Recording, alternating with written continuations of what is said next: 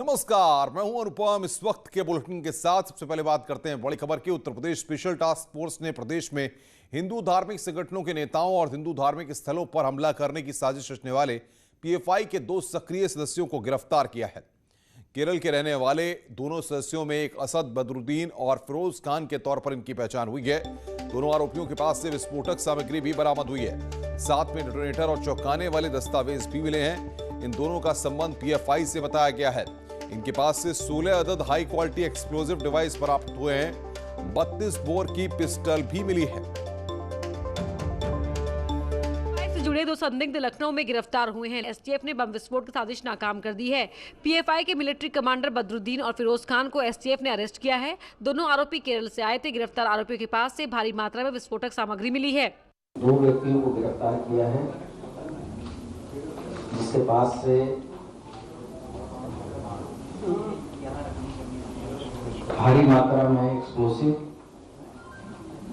Detonator और weapon तथा इसके साथ साथ कुछ बहुत ही महत्वपूर्ण और चौंका देने वाले दस्तावेज भी प्राप्त हुए हैं।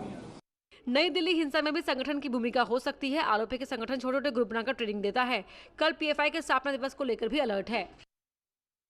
बातचीत करने के लिए ऋषभ मणि त्रिपाठी हमारे संवाददाता लखनऊ से हमारे साथ फोन लाइन पर जुड़ रहे हैं। ऋषभ, सबसे बड़ी बात यह है कि इससे पहले भी कई तरह के मॉड्यूल सामने आ चुके हैं। कई तरह के टेररिस्ट एक्टिविटीज को लेकर के लोग अरेस्ट हो चुके हैं।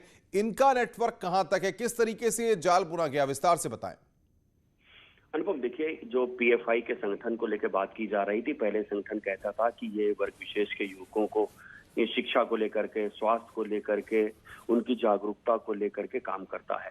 लेकिन बीते कुछ समय से कई ऐसे मामले हुए, चाहे सीए एनआरसी के खिलाफ जो हिंसक प्रदर्शन हुए थे 2019 में, उसमें इनका नाम सामने आया था। नई दिल्ली हिंसा में इनका नाम सामने आया था।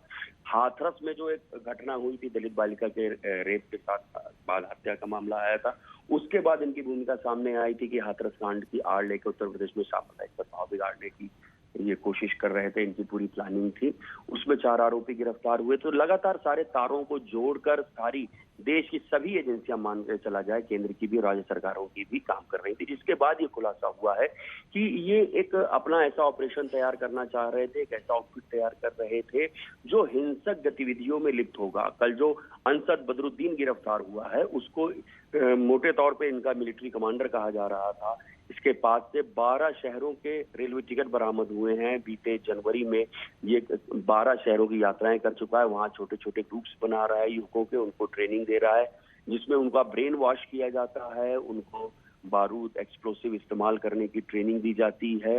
कहीं पे उनको कोई हमला करना हो, उसकी ट्रेनिंग दी जाती है। एक तरह से देखा जाए, एक हिट स्क्वाड, एक फिदाइन दस्ते जैसी तैयारी करने की चल रही थी इनकी पूरी कोशिश।